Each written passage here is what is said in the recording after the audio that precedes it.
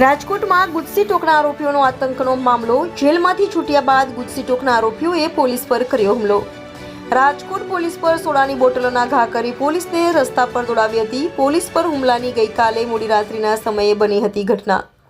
પોલીસને રસ્તા પર દોડાવી માર્યા। પ્રદ્યુમન નગર પોલીસ સાથે બની ઘટના।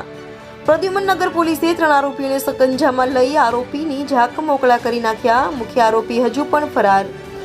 માજીદ ભાનુની ટોળકીનો આતંક આવ્યો સામે। રાજકોટ ડીસીપી અને ઝોન 2 જગદીશ પાંગરવાએ લીધી ગંભીર નોંધ।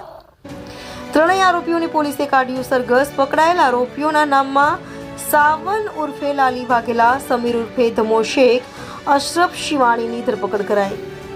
રિપોર્ટર ભરત ભરડવા સાથે રોહિત ભોજાણી, ઇન્ડિયા 24 ન્યૂઝ, રાજકોટ।